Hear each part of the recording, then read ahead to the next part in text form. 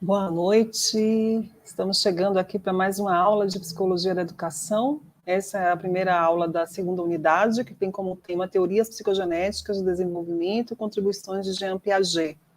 Com esta abordagem, nós estamos iniciando uma mudança, um redirecionamento do nosso olhar para o sujeito, para o ambiente, para os participantes do processo educativo. Nós estamos passando, nós passamos já por uma abordagem mais centrada nas questões ligadas ao íntimo e à construção da estrutura da personalidade, que foi a psicanálise, que vai olhar para o processo educativo como algo muito central, muito decisivo para toda a trajetória de vida da pessoa, mas que se reveste de uma série de peculiaridades que dizem respeito a esse contexto e as pessoas que se encontram nele, especialmente o professor, o professor e a professora. A segunda abordagem, ela tende, que é a teoria comportamental, ela tende a enfocar os aspectos do ambiente a partir da crença de que são os estímulos, deixados pelo contexto, captados pelos sentidos, por todos os órgãos do corpo, que vão imprimindo as características da pessoa. Então, ela não tem uma personalidade prévia, que vai se desenvolver de acordo com estágios, como a psicologia de Freud prevê, o desenvolvimento psicossexual. Mas não interessa se há estágios, se há mente, se há... podem até existir, são importantes, sim, mas o que é decisivo é exatamente o estímulo que o ambiente, tanto aquele que antecede o comportamento, como aquele que vem depois, que reforça, certo? Perfeito, então, temos um novo paradigma, uma nova força dentro da psicologia, que é exatamente o construtivismo, que nós estamos começando a trabalhar. O construtivismo parte da perspectiva de que tanto os elementos que estão no ambiente, as forças que estão no ambiente são determinantes para o comportamento, assim como aquilo que está dentro do sujeito, o seu organismo, as suas características também. Então, há uma espécie de uma sinergia, um encontro que vai produzir uma outra coisa, que vai construir o conhecimento. Então, o conhecimento é um foco importante, é um objeto central, uma preocupação central, da perspectiva piagetiana, também de Vygotsky e de Bronfenbrenner, como nós vamos trabalhar a partir de agora, nessa segunda unidade. E todos esses autores vão olhar para este movimento sinérgico entre ambiente e pessoa, todas as pessoas que estão envolvidas. Então, só para dar uma pincelada aqui no Piaget, ele é um suíço que faleceu em 1980, nasceu em 1896, sempre na Suíça, originalmente um biólogo, bacharel em ciências naturais, mas que também estudou filosofia e se considerava psicólogo. Então, é uma figura sui generis, ele é visto como um dos maiores pensadores da nossa época, exatamente pela originalidade, e pelo impacto do seu pensamento. Ele deixou uma obra muito farta, muito instigante, até hoje não é dado como um conhecimento fechado, mas exatamente ele propicia esse mergulho constante nas ideias que são fundamentais para se pensar a educação e também a vida das pessoas, a vida cognitiva, digamos assim, de todo ser humano. Tem um grande impacto para a psicologia e para a aprendizagem também. Então, ele faz uma epistemologia genética, a teoria de Piaget é chamada de epistemologia genética. E o que é isso? Vocês já devem ter ouvido falar da epistemologia genética. Então, a epistemologia diz respeito exatamente à teoria do conhecimento, como vocês estão vendo aí, e a genética não diz respeito ao DNA, como a princípio nós poderíamos imaginar, mas diz respeito exatamente à origem. Todos nós, como eu venho até comentando nas nossas aulas, temos uma origem e a consciência dessa origem é algo central para a nossa perspectiva atual, para o nosso posicionamento no aqui e agora, esse pertencimento entre o nosso eu e aquilo que nos origina. No sentido piagetiano, a genética é exatamente a força que vai movendo a pessoa a alcançar uma compreensão cada vez maior da realidade, né? Cada vez mais completa. Maior não no sentido de que seja avançada ou de que seja superior, porque ele vai dar o mesmo peso, a mesma importância, a mesma relevância ao pensamento da criança, né? Desde os primeiros anos de vida, até o pensamento dos adultos. Ele consegue, é o primeiro autor que consegue estabelecer uma conexão entre essas diferentes fases da vida, mas ele está na corrente também com outros tantos autores, como Gesell, que são importantes para se pensar o desenvolvimento maturacional da pessoa e o papel relevante que a alteridade que o outro tem nesse processo. Então, ele faz parte dessa corrente também que entende que o ser humano só se complementa, só se completa, só se conhece através do outro, né? E esse outro tanto diz respeito à cultura, como diz respeito também ao universo de afetos, de valores e de significados. Então, Piaget escolhe como questão central como é possível alcançar o conhecimento. De que maneira passamos de um conhecimento, né, típico da infância para um conhecimento próprio do adulto. E ele centraliza essa questão do conhecimento, que é tão importante para nós que somos professores, porque, afinal de contas, nós estamos o tempo inteiro lidando com essa construção de conhecimentos e queremos favorecer isso nas nossas aulas, através de atividades que sejam mais interessantes, né, para adultos e para crianças, enfim, para cada público que nós encontramos, mas especialmente porque o conhecimento em Piaget, ele não é só um conhecimento teórico, né, mas é um conhecimento que se dá em atenção aos modos pelos quais o organismo vai se organizando e utilizando esse conhecimento para se organizar, para se adaptar. Lembram que eu falei desse aspecto no behaviorismo. E, nesse sentido, o Piaget se aproxima um pouco dessa visão, de que nós utilizamos o nosso conhecimento, né, a nossa compreensão do real, exatamente para que o comportamento seja adaptativo, seja organizado. Então, tem uma base biológica, né, uma base maturacional, porque, afinal de contas, nós estamos dentro de um organismo, mas como nós somos seres de significado, seres culturais, então é lógico que esta base maturacional se relaciona e se conecta com a semântica, com signos, com significados, e vai exatamente construir um pensamento que até mesmo independa, né, da presencialidade e da fisicidade daquilo que se está vivenciando, tá? É um pensamento abstrato, portanto. Então, o Piaget vai se opor, né, a essa ideia de que o conhecimento é somente inato ou fruto de estimulações externas, como uma cópia da realidade, e vai defender que o conhecimento surge exatamente da interação, é um processo contínuo, inacabado, né, para sempre nós estaremos nos adaptando e, portanto, o conhecimento é fundamental nessa perspectiva. E daí vem uma ideia muito importante de Piaget, muito preciosa, e que foi, na verdade, um achado que nasceu dos estudos que ele realizou, que são os estágios, né? Enquanto o Freud nos propõe estágios de desenvolvimento psicossexual, o Piaget vai exatamente na direção de formular, observando aquela noção de estágios que também outros autores acabaram identificando que seria possível, né, efetivar a divisão do desenvolvimento em estágios, mas o Piaget vai se apropriar até de uma ideia, né, de um termo que está presente na psicanálise, mas não deu uma conotação, para retratar uma passagem importante do nosso comportamento durante esses estágios.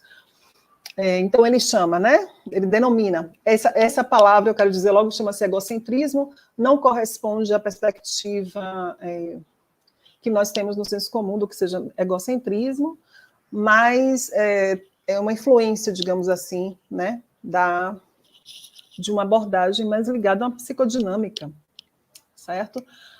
Ele vai dar um outro sentido. Então, a gente tem aí quatro estágios, certo? Que são o sensório-motor, o pré-operacional, o pré-operatório, o operatório concreto e o operatório formal. Vocês devem ter observado que no Moodle eu deixei alguns vídeos, e um deles é do Yves Delatale. Yves Delatale é um professor da USP, talvez esteja já em final da carreira, porque é um professor de longa jornada, né? Que estudou muito, estuda o Piaget e atualiza a teoria.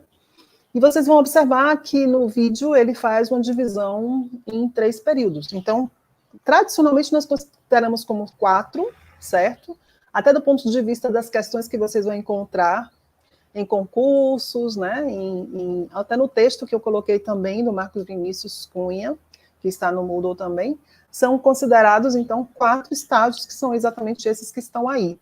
O Yves Delatale vai dizer que o sensório-motor é um estágio bem constituído, né, no qual o conhecimento se dá através da ação. O pré-operacional é exatamente aquele em que a ação já está constituída, né, mas ela não tem a reversibilidade, né? Ela está interiorizada em forma de pensamento, a ação, né? Uma ação interiorizada, mas ela não é capaz, a criança não é capaz de efetivar operações caracterizadas pela reversibilidade. Os estágios operatórios, né, o operatório concreto e formal, eles têm uma conexão entre si, que é exatamente o fato de terem essa capacidade, né, essa característica de reversibilidade. E nós vamos ver o que é essa reversibilidade. E qual seria, então, a diferença, a nuance entre o operatório concreto e o formal. Então, elas têm uma observação importante, essas etapas não devem ser consideradas como momentos rígidos, né, mas sim aproximativos, em termos de idade, especialmente, porque as crianças, elas, a depender do estímulo, crianças e adultos, né, a depender do estímulo, da forma como elas são criadas, dos valores, da cultura, esses estágios podem ser mais ou menos vivenciados, né, de uma maneira mais ou menos precoce, ok?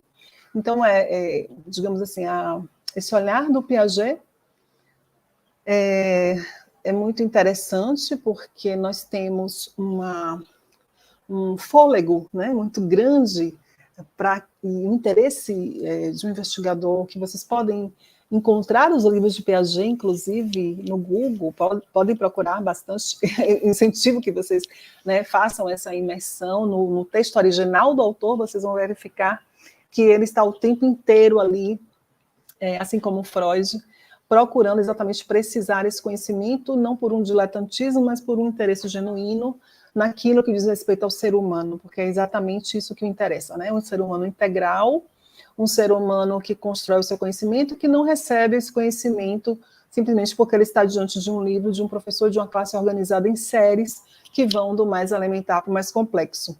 A comparação que nós poderíamos fazer do que é o sujeito do conhecimento em Piaget, né, a analogia que mais se aproxima é exatamente uma pequena investigação. Quer dizer, o ser humano, ele é um investigador, cada um de nós, né, seria um pesquisador, e cada problema que se apresenta para nós, maior ou menor, ele exige a identificação de um recurso, exige a nomeação desse problema e a identificação de um recurso que faça frente ao problema. Se nós não tivermos condição, né, de olhar para cada um dos problemas que se apresentam a cada um de nós, dimensioná-lo para entender se ele é grande, se ele é menor, se é um problema simples, estabelecer um cenário possível de compreensão de eventuais saídas, testar essas saídas, procurar o recurso mais adequado para, enfim,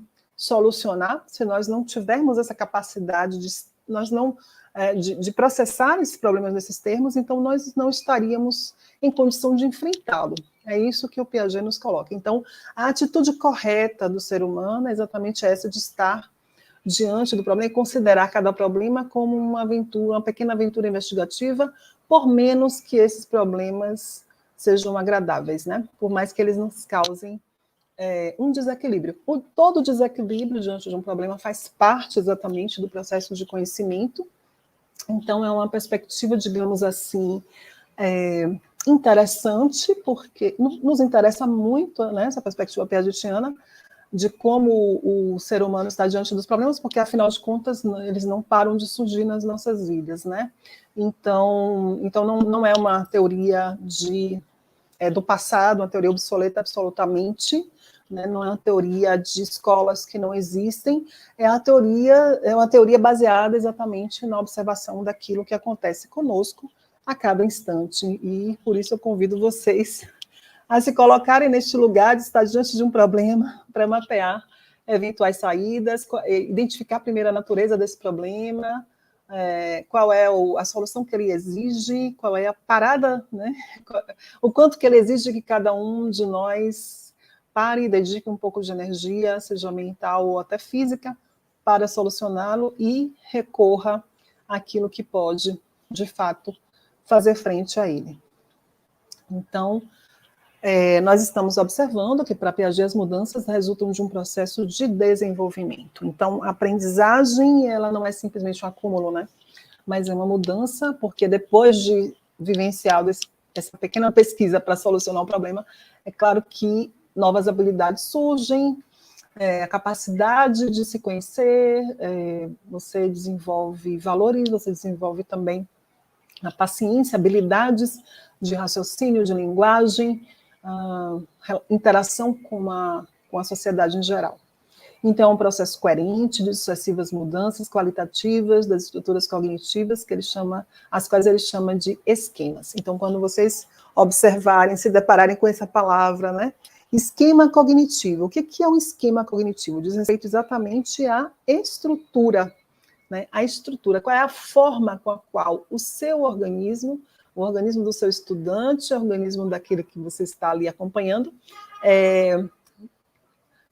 processa a informação, né?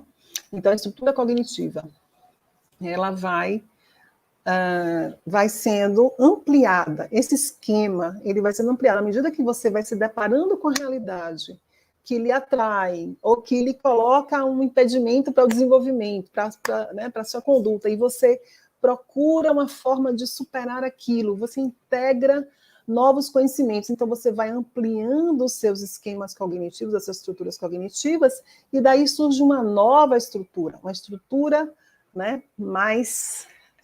como se você estivesse construindo, vamos usar os estudiosos usam essa metáfora de andaimes, né, ou na construção de um edifício, quer dizer, você usa uma estrutura cognitiva sua para construir um andar de um edifício, e daqui a pouco esse edifício pode crescer e você já coloca uma outra, esse andaime são as escolas, né, são as bibliotecas, as músicas, a arte, as interações, os encontros que você faz com os outros, que são constitutivos das interações, e você vai, então, podendo construir novos andares no seu edifício cognitivo, você, de repente, tem uma estrutura interessante, que é interessante primeiro para você, né? Gostaria, então, de colaborar aqui com a visualização deste aviso. Tem um link para acesso à lista de presença, tá? Então, não esqueçam de assiná-la. Então, gente, eu estou falando aqui para vocês daquilo que se chama, na perspectiva piagetiana, de invariantes funcionais. Os invariantes funcionais são exatamente todos os elementos que independem da cultura, que acontecem com todos os seres humanos, são universais, né? Então, quais são eles, os invariantes funcionais? A própria palavra estágio, né? A assimilação, a acomodação, esquemas, as estruturas cognitivas, certo? Então, são esses os invariantes funcionais. Todos os seres humanos passam pela maturação. Então, especialmente acomodação, esquema, assimilação, equilíbrio, né?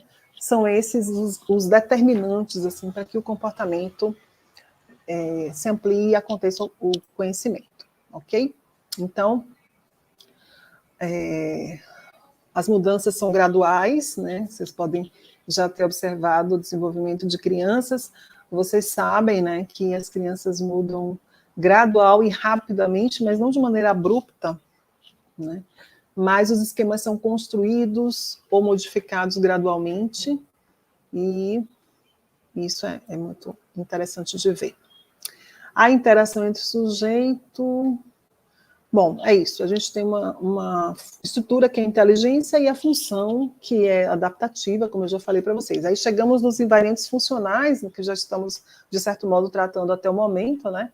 Então, você tem a assimilação, que nós poderíamos comparar a assimilação com o gesto de assimilar mesmo, né?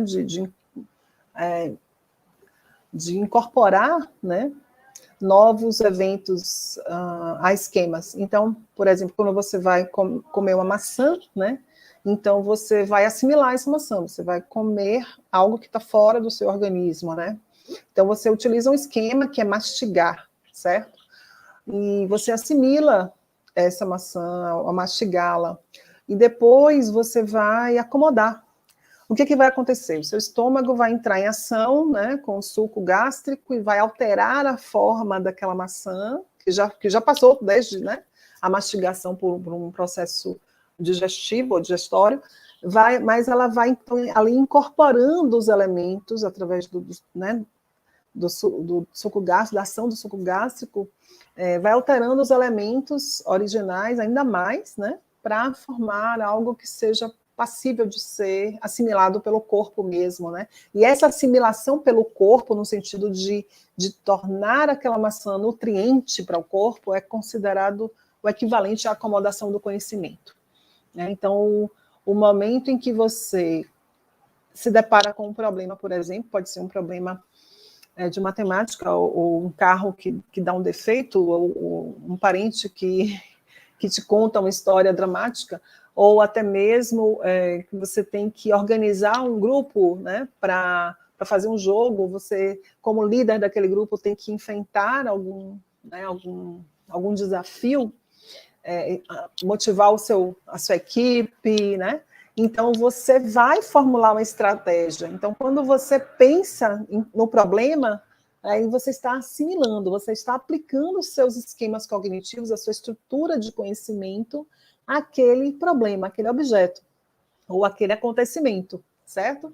Aí, então, você compreende e você já se torna equilibrado novamente, porque você acomodou, você conseguiu fazer com que as pessoas compreendessem a natureza do problema, cada um tomou o seu lugar e agiu conjuntamente. Pronto. Então, nós temos aí um exemplo, né, de como esse processo acontece. Eu usei uma palavra, que é o equilíbrio, porque exatamente quando você está diante de uma tarefa, de um desafio, isso vai gerar, né, um desequilíbrio cognitivo. Ele chama exatamente esse processo de equilibração, né, em que você passa tá tudo bem, mas agora eu vou chegar no momento de um desafio, eu tenho que lidar com isso, então tem um momento de um certo desequilíbrio cognitivo, em que eu vou assimilar essa tarefa, incorporá-la ao meu esquema e acomodar, ampliando esse esquema, certo? Então, a acomodação aí ocorre de duas formas, criando um novo esquema, modificando o esquema já existente. Aí nós temos o exemplo, que é um exemplo clássico, digamos assim, de dois animais de quatro patas, né? Então, uma criança pequena, ela vai chamar esses dois animais de au-au, né? Ou de miau de gato, exatamente porque ela ainda está aprendendo a reconhecer os animais. Então, ela utiliza o seu esquema cognitivo, né, para nomear de acordo com aquilo que ela já conhece. Porém, quando ela vai observando as nuances, os detalhes, então não cabe mais naquele esquema. Então, ela aprende a entender a diferença, né, entre os animais, e ela começa, então, a especializar, né, a sua nomeação. Isso tudo para explicar um pouquinho mais o que seria assimilação e acomodação. E o outro termo importante que o Piaget utiliza para esse processo de equilibração majorante, né, que é exatamente o fato de que em todos os nossos desafios da vida, esse processo aí de equilibração vai estar acontecendo, especialmente durante a passagem entre os estágios, né? Então, o processo de desenvolvimento, ele é muito influenciado pela maturação, pela aprendizagem social, pela equilibração, especialmente a equilibração, que é o processo de autorregulação interna do organismo, que se constitui na busca do reequilíbrio após cada desequilíbrio sofrido. E aqui chegamos ao estado sensório-motor de 0 a 2 anos, no qual o comportamento da criança é exatamente marcado pelo aspecto motor, né? A criança não tem representação, ou seja, ela não tem uma imagem que antecede a ação, né? Mas o conhecimento dela consiste exatamente na ação direta sobre os objetos. Os comportamentos inicialmente são reflexos, mas ao final desses 2 anos a criança vai ter evoluído tanto. Os neurocientistas sempre chamam a atenção, de 0 a 2 anos a criança adquire mais conhecimento e molda o seu cérebro de uma forma, através da interação com o ambiente, com os estímulos que ela recebe, aprendendo a falar, a caminhar e tantas coisas, né? Então, a criança molda o seu cérebro mais do que em qualquer outro momento das nossas vidas. Então, uma coisa interessante, né, dessa psicologia é exatamente chamar atenção para a necessidade que o adulto tem de participar desse momento da vida da criança, de interagir. Então, assim, uma criança inteligente, de 0 a 2 anos, é uma criança que tem a oportunidade de estar segura, né, com a figura que exerce a função materna, a função paterna, e de explorar o mundo dentro desta base segura, né? Então, ocorre o desenvolvimento aí de várias coisas. E uma das coisas mais interessantes, mais importantes, né? Quando eu falo de coisas, na verdade, são conceitos ele divide em 6 subestágios, né? Esse momento aí do desenvolvimento, e em um deles a criança adquire a capacidade de compreensão de que mesmo que as coisas saiam da visão dela, elas permanecem existindo, né? Eles chamam de permanência do objeto. Então, quando a criança consegue fazer, é por isso que a criança estranha, né? Porque ela não tem, lá por 6 a 8 meses, a criança começa a estranhar a figura que não é familiar, né? Exatamente porque ela está desenvolvendo ainda essa capacidade de permanência do objeto. E esse é um sinal positivo, né? Digamos assim. Eu poderia agora colocar um vídeo para mostrar para vocês como é um vídeo muito curto, né? Para ilustrar aqui como é esse pensamento da criança de 0 a 2. Vamos fazer isso, então? Eu vou, então, parar aqui a minha apresentação, né? Para compartilhar com vocês um vídeo. Agora vamos encontrá-lo aqui, em que uma pessoa, né, que tem um bebê vai comentando, vocês vão ver que ele está... rapidinho, aqui achei. Ele está na língua inglesa, mas vamos traduzir aqui. New babies aren't quite sure what happens to objects when they leave their sight. Sky's mom keeps disappearing and reappearing. No wonder peekaboo is so much fun. During their first year, however, infants will learn an important concept: object permanence. Everything has a life of its own, even if it is out of sight. At Maya's age, babies know to look for the object, but they might not have everything else straight. 10-month-old Simon is about to make a classic mistake, known as the A not B error. Although he watched us place the toy plane under the white cloth, he'll look for it where he last found it, not where he watched us hide it. If a 1-year-old can't find an object they want right away, they're likely to give up looking.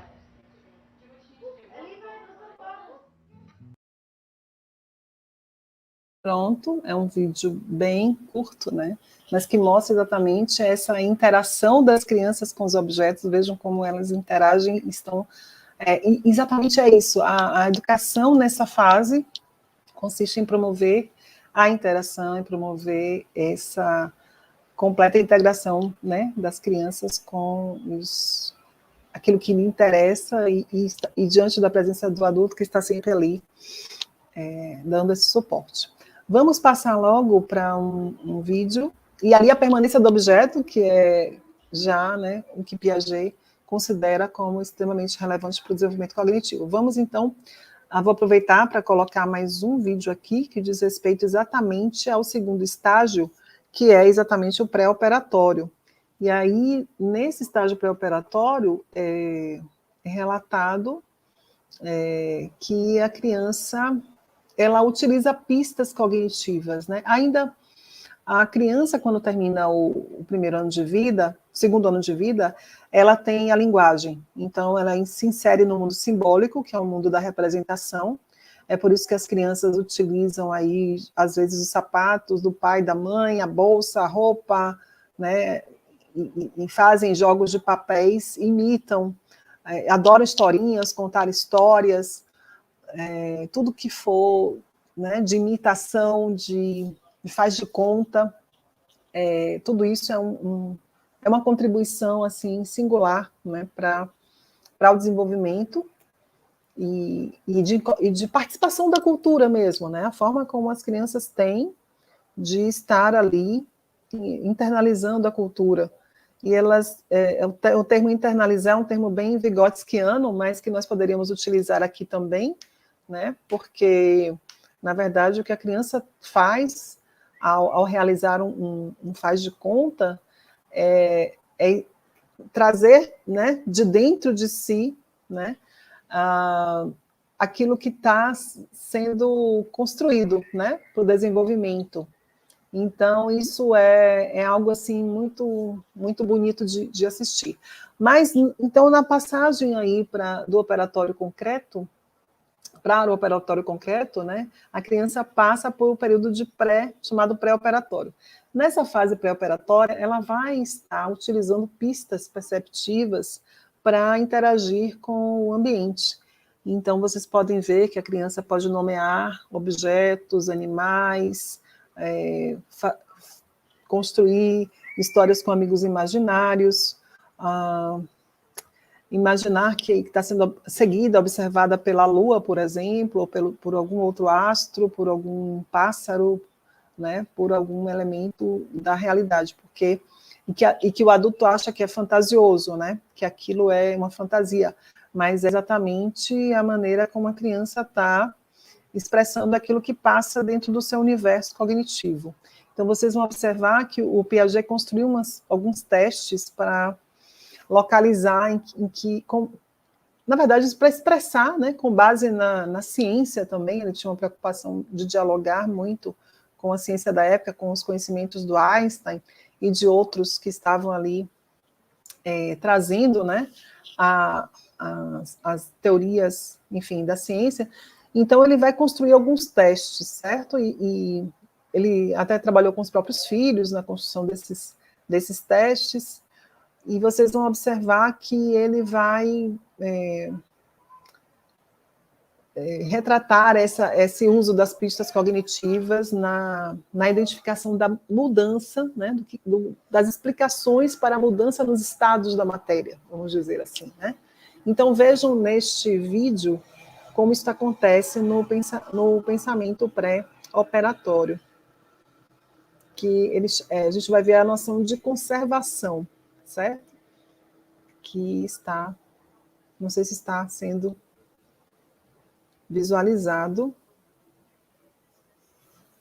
Não? Vamos tentar. Já está. Okay, you ready? Okay. Does this row have more quarters? Does this row have more quarters, or do they have the same? 1, 2, 3. Wait. 1, 2, 3, 4, 5. 1, 2, 3, 4, 5. They're both the same. They're the same? 5, 5. Okay.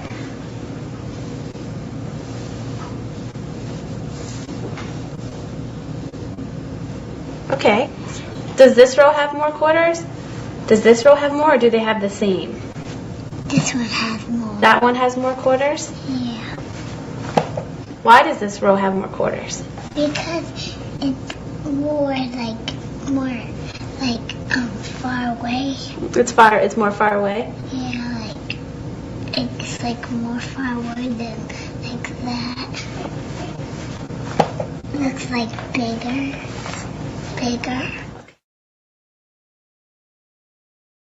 Então, como eu havia colocado, né, vocês visualizaram aí que a criança está utilizando pistas perceptivas visuais, no caso, para atribuir a explicação do porquê que um seria eventualmente maior do que o outro. Na verdade, você tem duas fileiras com a mesma quantidade de moedas, né? São 5 moedas enfileiradas inicialmente de maneira paralela, mas na medida em que o adulto, né, que a experimentadora faz um deslocamento das moedas que estão na extremidade e pergunta qual tem mais moedas, então ela diz que a fila que é maior é aquela que tem mais moedas, é aquela que maior, né? Na verdade, a fila maior, porque foi, né? As moedas foram deslocadas, porém o número de moedas continua o mesmo. Isso não tem, assim, tem para nós um sintoma, é um indício de que o raciocínio mudou em relação ao pensamento, né, sensório-motor. É um pensamento capaz de operar sobre a realidade, mas tem alguma coisa nesse pensamento que o Piaget enfoca como não ainda, né? A criança ainda não é capaz de reversibilidade, ela ainda não é capaz de fazer o movimento da memória contrário, até chegar ao ponto de dizer, não, mas a fila estava inicialmente assim, e ela foi, né, simplesmente aumentada no tamanho, mas não no número. Então, isso implica em duas operações que são complexas, né, para uma criança que está ali na faixa intermediária.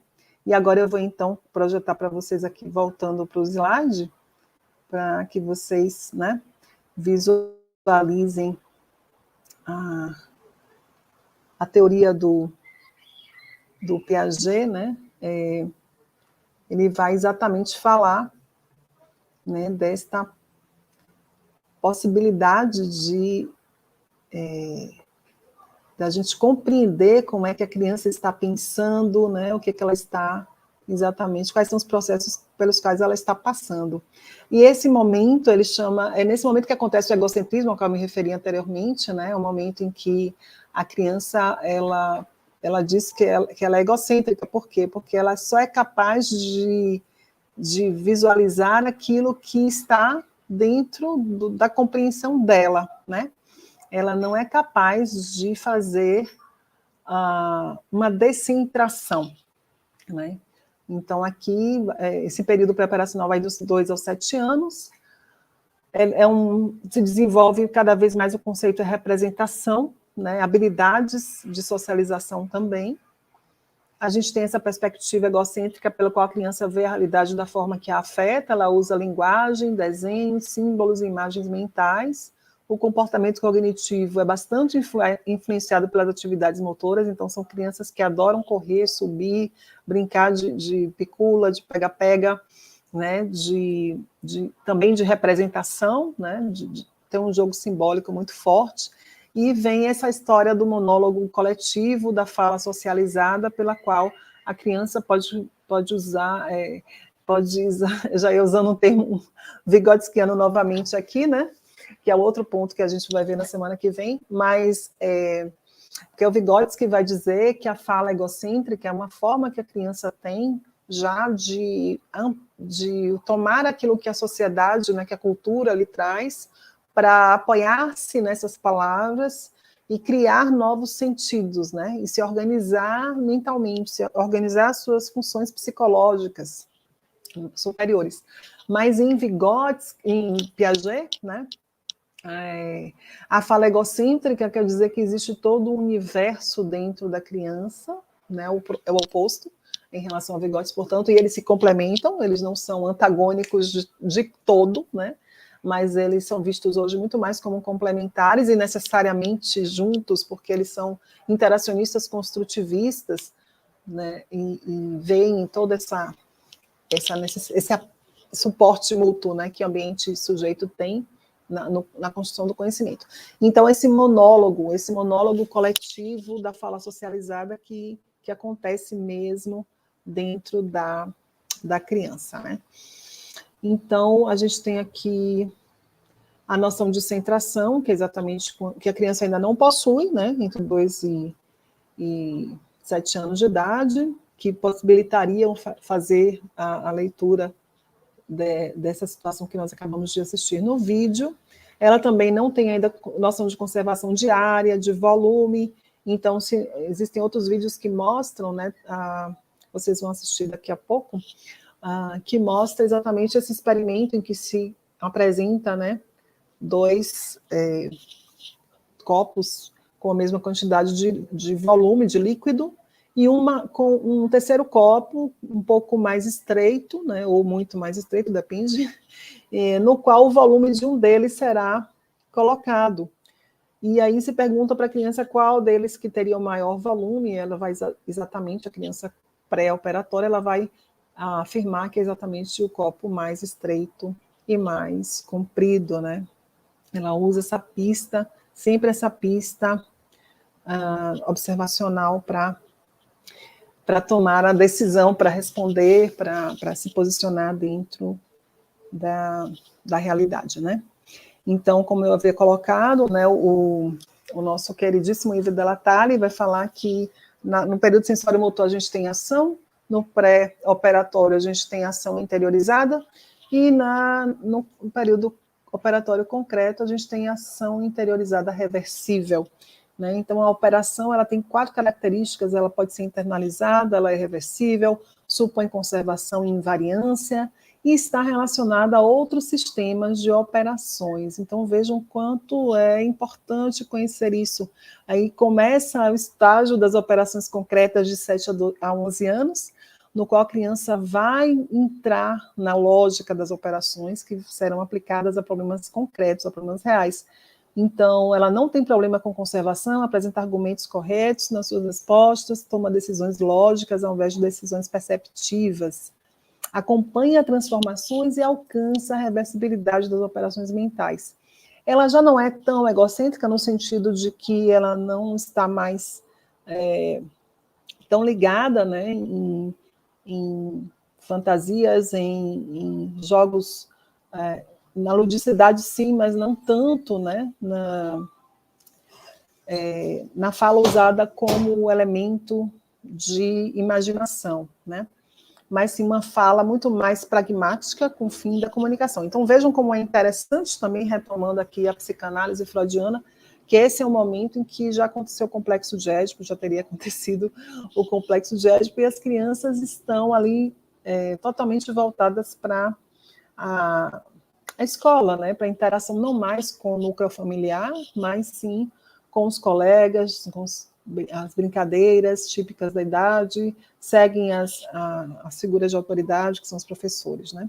Então, é nesse momento que vão se aperfeiçoando os conceitos de causalidade, de tempo, espaço, velocidade. Então vejam como são dimensões fundamentais para nós que estamos aqui nesse curso, exatamente pelo fato de que se a criança não tem experiência do movimento, né, da distância, se ela não incorpora esses movimentos, ela acaba sendo mais... Estou falando exatamente disso, né, Cristiano? Como a teoria do Piaget pode ser aplicada nas aulas de educação física. É exatamente através dessa capacidade que cada criança tem de se colocar como um ser singular, que tem o corpo como uma base importante, né? É um organismo vivo, cada criança, né, tem uma singularidade, um organismo vivo, e a ludicidade é exatamente o elo dessa criança com o mundo. Então, sem dúvida, vocês poderão identificar, né, até adultos que têm essa capacidade lúdica, adultos idosos, inclusive, né, que têm a ludicidade como um centro, e podem ainda, a partir dessa ludicidade, trabalhar com o coletivo, estabelecer relações de cooperação e de competitividade também, mas sempre construtiva, podem ajudar a trabalhar com os conflitos. Então, isso é fruto exatamente desse corpo, né, que a gente observa que muitas vezes não é estimulado, não é tão estimulado, ou, por exemplo, dessa cognição muito pragmática que nós desenvolvemos, né, baseada somente no cálculo racional. Às vezes o corpo fica tantas horas parado na situação de trabalho, ou mesmo de educação, de aprendizagem, e nós não temos um cérebro que é quase como um computador, né, processa informações compulsivamente, o corpo fica meio que esquecido nesse processo todo. Ou, ao contrário, muitas vezes o corpo é levado a um trabalho exaustivo, múltiplas atividades em casa e fora de casa, né, mas, assim, não é uma atividade que tenha um sentido, né, ligado à cognição, ligado à compreensão do mundo, ao estar no mundo. Ou é uma mente usada de forma pragmática, nós temos esses dois paradoxos na nossa realidade, né? Ou é um corpo usado de maneira exaustiva, pode ficar de pé durante todo o dia, né, em algumas situações, e que acaba não... Aquilo é contra, né, o próprio prazer que o corpo tem. Então, eu acredito muito que a educação física é esse lugar de mudar, né, de mudar essa disparidade entre mente e corpo, e que Piaget nos propõe exatamente isso, né, porque é através do corpo que a cognição vem, mas a cognição também é importante para que o corpo seja vitalizado. A Nailde Ingrid coloca essa pergunta, que é importantíssima. Qual a diferença entre interacionismo e construtivismo? Então, no interacionismo, são todas essas correntes, todas essas teorias, né, que entendem que a interação, quer dizer, interação, a ação que ocorre entre, né, sujeito e objeto, professor, estudante, escola e a rede, né, mas os planos e as redes, as políticas educacionais. Então, assim, o que acontece na interação é decisivo para o processo que está sendo analisado, seja ele desenvolvimento, aprendizagem, política pública, enfim. O construtivismo é a vertente dentro das teorias da aprendizagem, né, das teorias de desenvolvimento, que entende que você não está... Ninguém chega ao mundo pronto, todos nós somos construídos. Existe até o termo cunhado como co-construção, né? Porque não só nós nos construímos a partir do contexto da cultura, mas também nós estamos modificando essa cultura, o nosso comportamento também altera a cultura, então é bidirecional esse movimento de construção, não seria somente o indivíduo ou a cognição que são construídos, né? Mas também nós estamos contribuindo com a escola, com esse rosto que a sociedade tem. Os estudos realizados por Piaget nos permitem entender, segundo Sandro, que nos estágios operatórios os educandos estão a todo momento reorganizando a análise sobre o objeto de estudo ou atenção. Perfeito, Sandro. Exatamente, nos estágios operatórios, que são operatório concreto e formal, né? Nós temos dois estágios aí. Só nos falta falar de mais um, que é o formal. As crianças, os adultos, enfim, quem está envolvido neste processo, ele vai passar por transformações, como vocês estão vendo aqui, inclusão de classes, né, a possibilidade de estabelecer relações aqui entre tempo e velocidade, são várias situações, até a chegada do estágio da operação formal, que é em que o sujeito opera racionalmente sem necessariamente estar presente na situação, a partir de hipóteses gerais, de hipóteses verbais, e não somente mediante objetos concretos, né? Então, tudo isso diz respeito a essa nova forma de estar diante do objeto, né? De estar diante, de ser um novo sujeito diante desse objeto, cada vez mais autônomo. E essa busca de autonomia é construída desde a tenra idade, que é a pergunta que a Jussiara está trazendo, né, Jussiara? Que bom ter a sua questão aqui. Piaget estudou só as concepções infantis? Por quê? Exatamente porque ele não estudou só as concepções infantis, né? Porque ele passa um tempo bem grande estudando, bem exaustivo, estudando as operações formais. Porém, como ele utilizou muito da matemática, da física, né, para retratar essas operações mentais características do período operacional formal, isso também, para nós, né, gera uma certa dificuldade de compreensão dessa teoria, dos processos que estão se passando no raciocínio formal. Acabou ficando muito mais difundido, né, no nosso contexto, o que ele produziu para a criança, como se fosse quase que um psicólogo da infância, né? E também, por outro lado, a gente também tem que afirmar isso, né? Que ele se preocupou muito com a inteligência, com a cognição, mas existe afeto, existem outras dimensões da vida que não dizem respeito somente à inteligência, mas ele queria muito saber, né, com a evolução da inteligência na vida adulta. Então é por isso que a gente conhece pouco. Oi, Elisete. A criança é um sujeito ativo na sua interação, porque ela cria, experimenta e recria, construindo o seu próprio conhecimento. Cabe muito à educação física. Perfeito, concordo plenamente. A criança é muito ativa. E eu trouxe aqui 2 exemplos, na verdade é um exemplo, né, para que a gente possa discutir um pouco mais, assim, porque, em geral, a crítica que se faz, né, ao construtivismo piagetiano é de que há pouca aplicação nas escolas, quer dizer, as escolas de inspiração inspiradas por Piaget, mas elas não conseguem executar a teoria. Bom, eu acredito que isso aconteça para todas as teorias, primeiro, né, já fazendo uma ressalva aí dessa crítica. E segundo, é que, na verdade, Piaget vai inspirar um movimento muito interessante dentro da educação.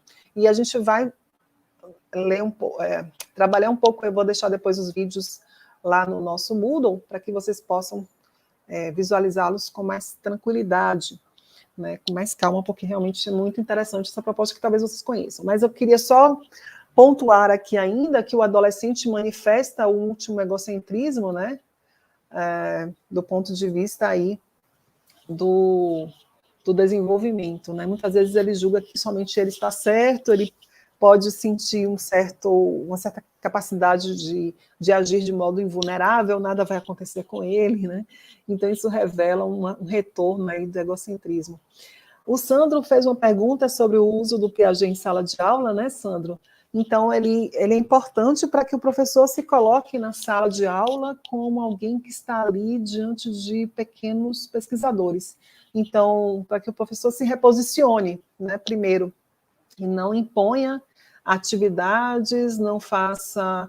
Ou se ele estiver, digamos assim, inspirado, né, pelas ideias do behaviorismo, né, vamos pensar que talvez esse professor esteja ali inspirado pelas ideias do behaviorismo, que ele possa também compreender que esse corpo que está ali se movimentando, ele faz parte de um coletivo, que ele tem opinião própria, que ele tem a liberdade, que ele tem um desejo de fazer outras coisas por conta dos seus interesses ligados à sua forma de raciocínio, que foi moldada ao longo de uma trajetória, né, que não é somente a absorção imediata de tudo que vem do ambiente. Então, eu acredito que é muito nesse sentido. Aqui vem a lógica científica dedutiva, o raciocínio hipotético dedutivo, né, que caracterizam a operação formal, né? E aí vem a personalidade e sentimentos idealistas que caracterizam exatamente a adolescência. Então, complementando aí o que eu estava falando, né? A teoria de Piaget fornece subsídios para as práticas educacionais, a equilibração permite que a experiência externa seja incorporada na estrutura cognitiva de novos esquemas mentais, e a gente tem essa história do construtivismo, a qual nós nos referimos, a ideia de que o ensino deve sempre provocar esse desequilíbrio no estudante para que ele procure o reequilíbrio, quer dizer, estudar ensinar colocando desafios, colocando pontos de chegada que sejam atraentes, que sejam interessantes para ativar esse mecanismo, né, e buscando sempre identificar esquemas. Uma coisa importantíssima que é a questão do erro, né? porque todos os professores querem que as crianças eliminem, que os alunos eliminem os erros, e ele vai exatamente dizer que não, que o erro é fundamental para que haja aprendizagem, certo? E é isso. Agora vamos, então, assistir 5 minutinhos aqui sobre a Escola da Ponte, certo? Que é uma escola criada pelo grande Pacheco, né? José Pacheco, e que tem uma inspiração muito forte do construtivismo, né? De um construtivismo piagetiano, mas também de um construtivismo que dialoga com outras teorias, com as psicogenéticas em geral, né? Então, é interessantíssimo, Rubem Alves fala um pouco de como foi esse encontro com a Escola da Ponte. Então, vamos assistir aqui. São 5 minutinhos para a gente, então, depois conversar. Sem classes separadas, sem um programa oficial a cumprir. Existe... Um minuto que eu vou colocar... Eu acelerei demais aqui. Vamos colocar assim. Em Portugal. Conta pra gente. A Escola da Ponte. Como é que começou a história? Um educador português começou a me mandar uns e-mails. E por que ele mandou e-mail? Porque uma brasileira tinha um livrinho meu, um livrinho pequenininho chamado Histórias de Quem Gosta de Ensinar. Ele leu aquilo, gostou daquilo, me convidou e eu fui lá fazer palestra na Universidade de Braga, andei por lá. Um dia ele chegou para mim e disse, eu vou te levar para conhecer uma escola diferente. Eu perguntei, diferente como? Ele falou, isso eu não posso dizer, você vai lá e vê. Aí me levou na escola. Chego lá, está na frente da escola, tem um jardim, o diretor veio falar comigo, um homem de poucas palavras, e ficamos ali conversando e a minha expectativa era que ele, diretor, fosse me mostrar, explicar a escola, a pedagogia, a escola pedagógica. 3 minutos de banalidades, passou uma menininha na nossa frente, ele virou para a menininha e disse, tu pode mostrar e explicar a nossa escola ao nosso visitante? A menininha disse, pois. Aí ele foi embora e me deixou com a menininha. Aí eu já fiquei espantado, porque eu não pude imaginar nenhum brasileiro, diretor brasileiro, que tivesse a coragem de fazer isso. A menininha virou, foi na direção da porta da escola. Quando ela parou na porta da escola, ela virou-se para mim e disse, para o senhor entender a nossa escola, o senhor terá que se esquecer tudo que o senhor sabe sobre escolas. Não temos aulas, não temos professores dando aulas, não temos campainhas separando os tempos do pensamento, não temos notas. Aí fecha o vácuo, porque aí eu não conseguia mais visualizar. Eu disse a ela, mas como é que vocês aprendem? Ela me disse, formamos pequenos grupos de 6 pessoas em torno de um tema de interesse comum. Convidamos um professor para ser nosso assessor. Ele nos dá informações de internet e bibliográficas. Estabelecemos um programa de estudo de 2 semanas. Por 2 semanas, nós estudamos, anotamos, vamos na internet, vamos nos livros, e depois de 2 semanas, voltamos para nos reunir, para avaliar o que aprendemos e o que deixamos de aprender. Então, a cada momento nessa escola, eu levava um susto. Há quanto tempo existe essa escola? Eu não sei direito. Eu fiquei conhecendo essa escola no ano 2000. Será que já teve alguém que saiu da escola terminado? Terminando o curso e tal? Muita gente. Quer dizer, na escola, quando eu conheci, era só no primeiro nível. E a escola era muito perseguida porque se dizia que ela não obedecia os programas. E, de fato, não obedecia os programas, porque os programas não têm sentido.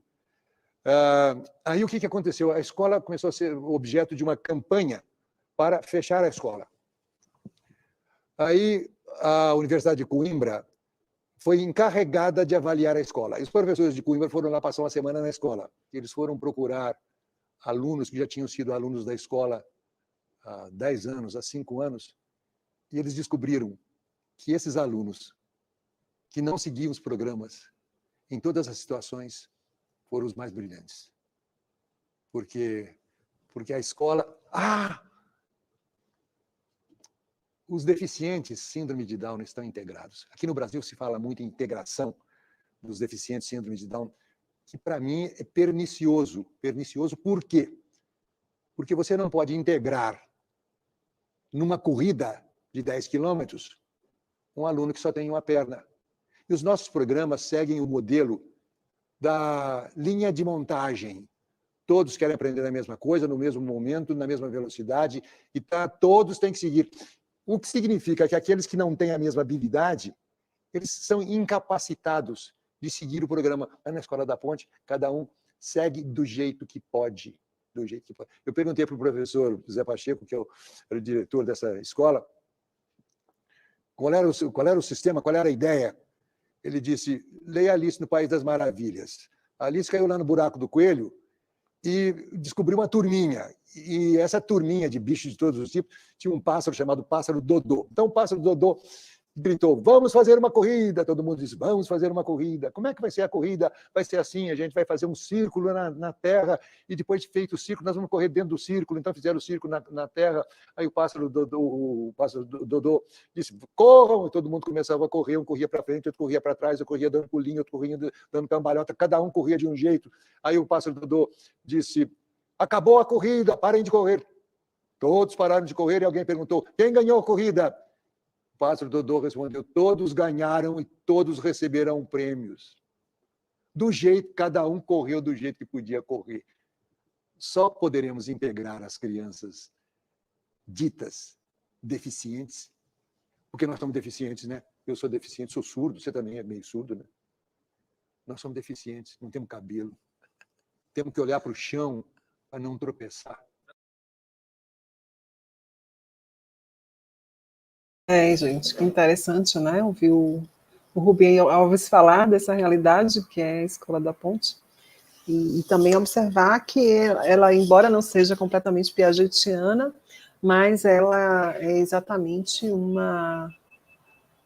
o Paulo nos coloca aqui, né, em sintonia com o que nós vimos agora, o TDAH tem relação com a psicologia, o transtorno do déficit de atenção e hiperatividade, né, Paulo, acho que nós comentamos na aula passada, né, que é um transtorno muito presente hoje. Nós sabemos que aproximadamente 4% da população apresenta o TDAH, da população brasileira, então é uma incidência, né, muito elevada, e esse transtorno ele acaba se tornando, às vezes, crônico, exatamente pode ser situacional também, em algumas, né, em algumas pessoas pode acontecer um evento em que alguma questão acontece com a noradrenalina, né, e outros neurotransmissores, e que vai dificultar, né, a condição de acompanhar o raciocínio do início ao fim e tudo isso. O vídeo vai estar no AVA, sim, eu vou colocar esse vídeo no AVA, para que vocês possam observar, né, com calma, todas as referências que o Rubem Alves faz ao modelo educativo, que é construtivista, né, que nasce dessas teorias psicogenéticas, que olham as pessoas na sua singularidade e que vai exatamente moldando, né. Temos aí um lembrete de que a nossa aula termina às 20h55, e logo em seguida se inicia a metodologia dos jogos, né, 21h05. Perfeito, muito bom. Então, temos aí um tempinho para uma conversa, e vocês podem também, já antecipando perguntas, né, colocar, mas a Escola da Ponte está bem distante, lá em Portugal.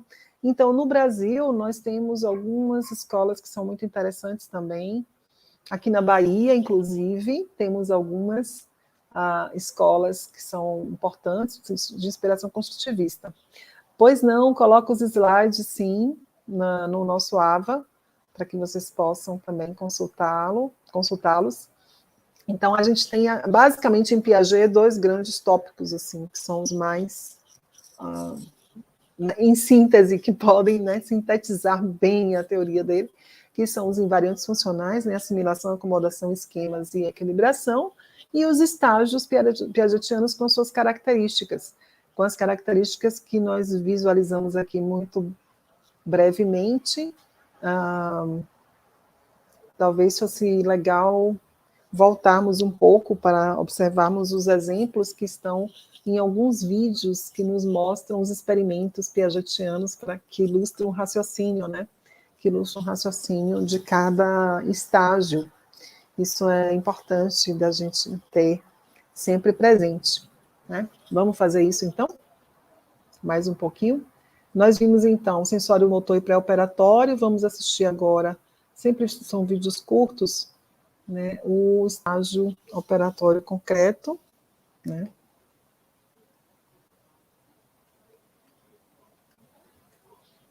A professora, a prova vai ser do assunto da terceira semana, exatamente. So first we're going to look at these two cups right here. Do you think there's the same amount of juice in this glass as there is in that glass? They're even. They're even? Okay. So we're going to take the juice from this glass and pour it into this one right here. Okay.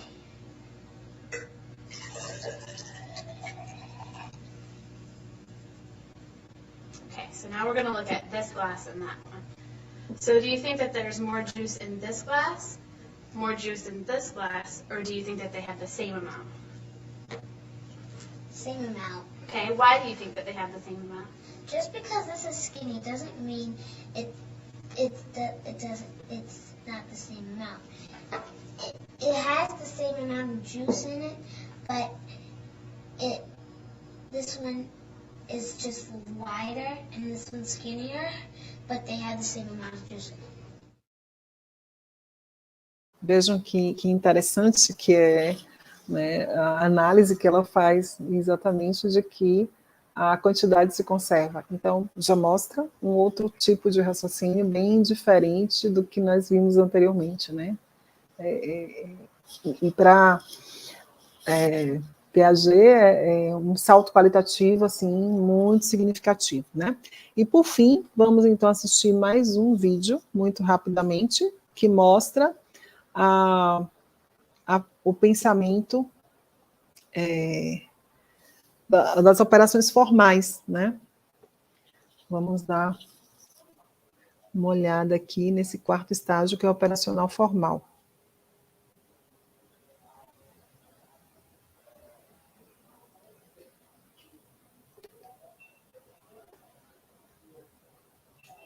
Será que nós... Agora. Não?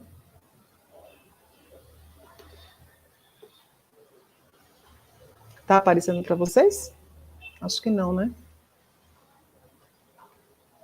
Vou tentar novamente aqui.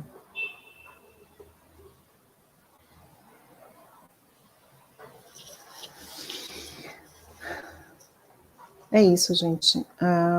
Talvez não esteja aparecendo, mas não importa. Depois eu deixo no AVA e é tranquilo.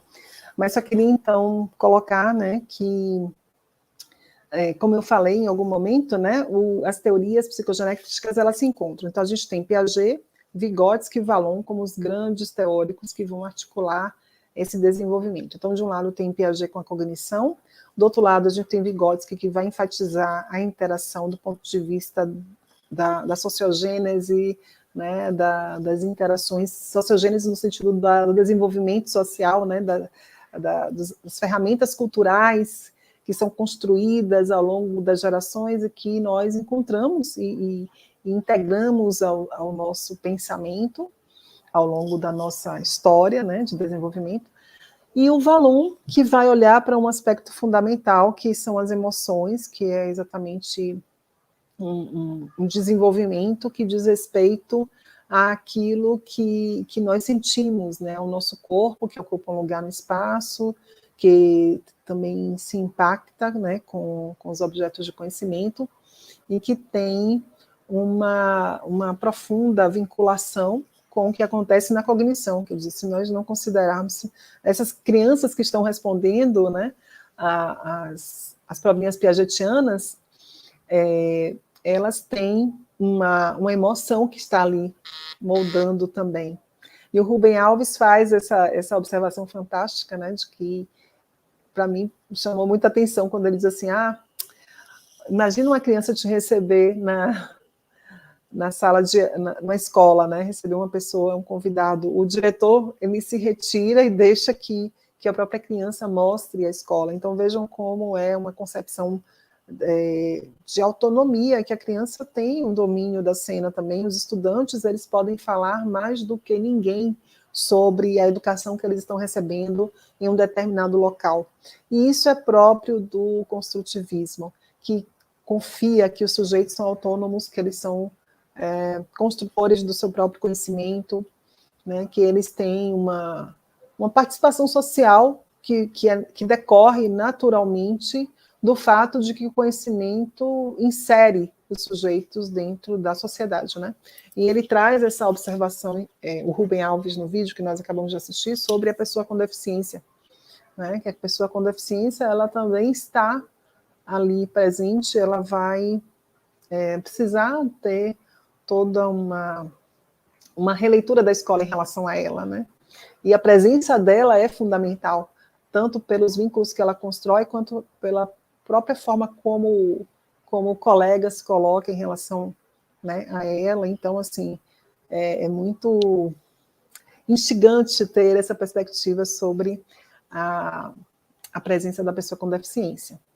O Sandro aqui nos coloca: podemos afirmar que, com base nas concepções de interacionismo e construtivismo, que o indivíduo, em sua fase adulta, ainda está reconstruindo a si a sociedade devido às suas interações.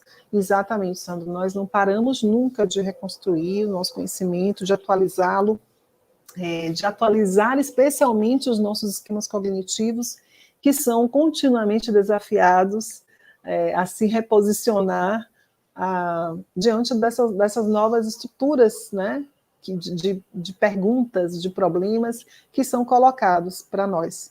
Então, é uma visão, como eu coloquei, né, muito positiva do papel do problema na vida de nós adultos, porque nós estamos sempre sendo desafiados. Se isso não acontecesse, a nossa vida mental, cognitiva, estaria fadada a uma tranquilidade que não seria saudável. Bruno, a educação considera que o aluno está em níveis diferentes de desenvolvimento. Perfeito. Cria um ambiente de aprendizagem que contemple os diversos níveis. Então, nós, como professores, precisamos utilizar as nossas ferramentas, né, didáticas, educacionais, para propor um ensino cada vez mais multidisciplinar, interdisciplinar. E, sem dúvida, na infância, isso acontece mais do que na universidade, né? E quem afirma isso não sou eu, a própria CAPES reconhece isso, né? A própria CAPES, quer dizer, o próprio Ministério da Educação, tem consciência de que a interdisciplinaridade ela é um caminho, né, que é desejável, mas é um caminho difícil de alcançar e que requer muito estudo ainda, digamos assim, essa questão de você trazer, né, a educação para perto do sujeito e, ao mesmo tempo, abrir essa educação para que ele se expresse e construa o conhecimento de acordo com o seu nível cognitivo. Nível cognitivo não é um termo muito feliz, mas de acordo com sua estrutura cognitiva, né, dentro dos estágios piagetianos. Então, isso é muito relevante mesmo, e é um caminho que fica cada vez mais difícil para o adulto, que se coloca no lugar de aprendiz na educação formal, né, escolar. Mas é isso, é um campo a ser ocupado por nós, né, por pesquisadores, por professores que estão aí chegando.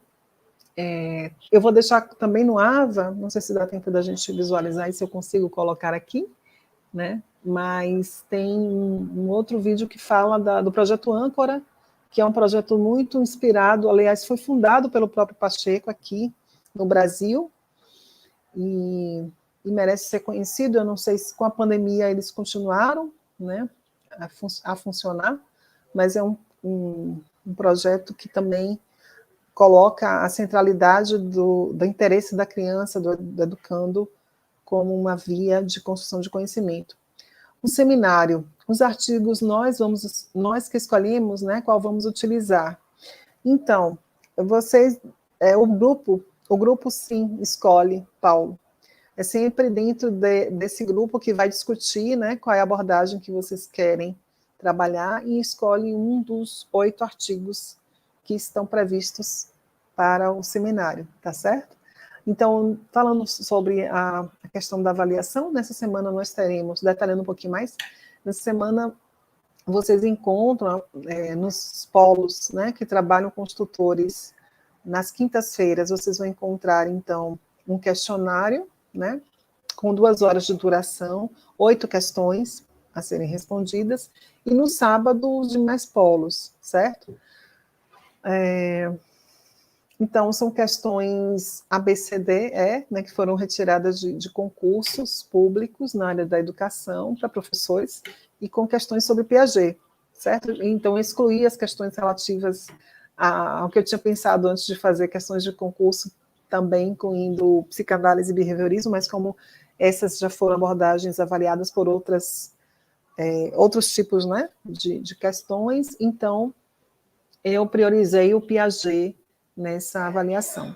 O Vygotsky e o Bronfenbrenner, que nós trabalharemos na nossa última aula, que é a aula de terça-feira, eu não fiz uma avaliação específica, né, sobre eles, mas os seminários certamente darão conta, vocês observarão, já devem estar observando, quem está no seminário, né, quem está preparando, que são autores que dialogam bastante com essa perspectiva ambientalista, né, com essa perspectiva mais ligada ao contexto, como sendo um elo importante para o desenvolvimento, decisivo para o desenvolvimento, para a aprendizagem. Então, vejam que é isso. Especialmente Bronfenbrenner, né, ele traz uma ênfase muito forte nesse contexto, ele descreve o contexto de diferentes maneiras. Isso é interessante para nós que somos professores, porque nós estamos observando o tempo inteiro o comportamento das pessoas no contexto, né? Eles não são comportamentos que ocorrem sem ter algum elo, né, de vinculação com o que está acontecendo. Eu acho que é isso, não sei se em síntese, né, porque é uma teoria também em Piaget, a gente poderia dar um curso aqui de epistemologia genética, é um universo de questões que ele nos coloca, que ele nos instiga. Então, Mary, o prazo do seminário, o seminário deverá, a partir da semana que vem, ser postado para que vocês possam assistir, né, e discutir na aula com os tutores, certo? Então, para os polos eu lembro bem que Itapicuru está na quinta-feira, né? O que a senhora quer do seminário? Ótimo, Luzia. Eu quero que vocês sigam aquele roteiro que eu deixei na programação da primeira semana, tá? Então, na programação da primeira semana, vocês vão encontrar lá um roteiro dos seminários, e aí lá tem destacar qual é o problema que está sendo trabalhado naquele artigo, né? Qual é a pergunta do artigo, a que pergunta ele responde, como é apresentada a teoria, certo? E, sim, Reinaldo, 2 grupos podem falar do mesmo assunto do seminário, com certeza, até porque, como tem esse roteiro ao qual eu estou me referindo, os seminários não vão ser idênticos, então não vai ficar cansativo para vocês ouvir a mesma abordagem àquele artigo, certo? Porque não é simplesmente ler o artigo e reproduzi-lo, mas refletir sobre essas questões que eu estou colocando, né? Qual é o problema que o artigo enfrenta, como ele apresenta a teoria, quais são as intervenções àquele problema que existem na sua região, vocês podem fazer essa busca e trazer, né, como uma resposta, e quais são as perspectivas que a educação física traz na abordagem daquele problema. Então, mais ou menos este é o roteiro em síntese que está lá no Moodle, tá? Ao prazo final do seminário, o último dia dessa semana, que vai se iniciar agora. Deixa eu ver só aqui, questão de data, né? Então, dia 9 de outubro, certo? É o prazo final para os polos que estão com a apresentação agendada para esse dia, que será no sábado, dia 9 de outubro. E tem um outro grupo de polos que apresentará no dia 7, que é quinta-feira, tá certo? Então, a gente tem aí mais ou menos uma semana uma semana e meia, né, para a apresentação dos seminários. Eu acho que é importante que vocês reservem um tempo, né, se dediquem em grupo a elaborar as respostas a esse roteiro, importantíssimo que todos os membros participem, né, do seminário, para que vocês possam ter uma participação bem equânime mesmo, que não fique centrado em uma pessoa que fala, né, tudo, mas que seja bem dividido, que todo mundo participe. É curto, é um seminário curto, de 15 a 20 minutos, então são, né, muitos integrantes, 5 a 6 integrantes, mais ou menos. O seminário gravado, né, Lanison, postado no AVA, respondendo a sua pergunta, isso é importantíssimo, porque aí, então, todos os colegas podem assistir e já discutir durante aquele encontro, que é um encontro rápido, né, encontro de 2 horas, é rapidinho, então é importante que todo mundo possa assistir. Oi, Sheila, na próxima semana que eu vou explicar o PCC. Eu tenho explicado o PCC desde o início. O PCC é aquela atividade em que você vai relatar experiências pessoais ou experiências observadas, né, por você acerca da aprendizagem, certo? Então, digamos que você tenha vivenciado um convívio com um professor, como aquele da Sociedade dos Poetas Mortos, aquele filme belíssimo que vocês talvez tenham assistido. Quem não assistiu, recomendo fortemente, né, que assistam. Então, você tem um professor que foi incrível, né, um mestre que você tem muito carinho por ele, Então, assim, relata isso e conta para nós também qual a teoria que explica essa relação, essa identificação, essa vinculação com esse professor, ou de repente você experienciou uma outra, né, vivência. Então, conta para a gente e coloca qual a teoria que mais se adequa. Nailde, Ingrid, qual a data para postar o PCC? A data para a postagem do PCC, eu acredito que seja o dia 9 também, que é o último dia. Não, gente, perdão, não é 9, não. Tem um prazozinho um pouco maior. Vamos lá, vamos para o nosso AVA, onde está o documento, né? Nós temos lá esse documento que foi preparado exatamente com a nossa programação. Então, vocês vão poder encontrar esse planejamento das nossas atividades aqui. E lá também tem um detalhamento da atividade do PCC, certo? Está tudo lá no AVA. Então, ali o seminário vai ser até o dia 9, né? E eu acho que o PCC acabou sendo na mesma data. O PCC, o mesmo grupo do seminário, tá, Cauê? E é isso, gente. Eu acho que... Deixa eu ver se eu consigo abrir aqui no PCC. Ah, tá. Então, 17 de outubro, tá, gente? É a data de entrega do 17 de outubro, no link do Moodle. Então, essa atividade é feita em grupo e vocês vão... obrigada, Lisete. 17 de outubro, e vocês vão fazer a entrega individualmente no AVA. Tá joia?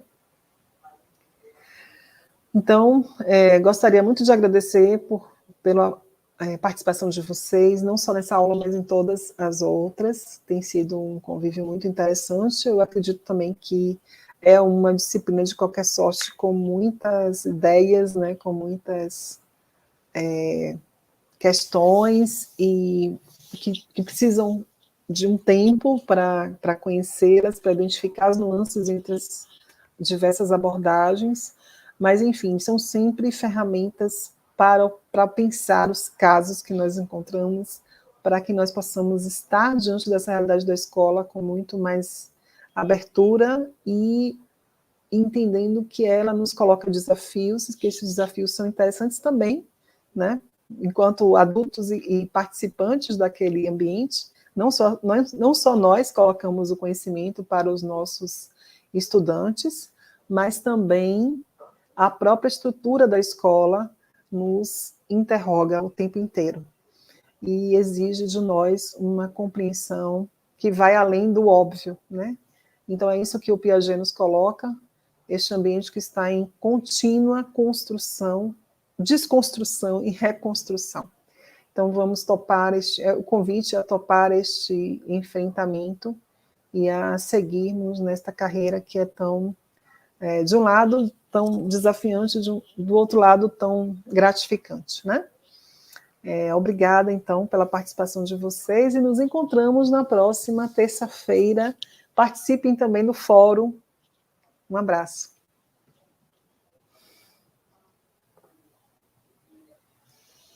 Oi, Fábio.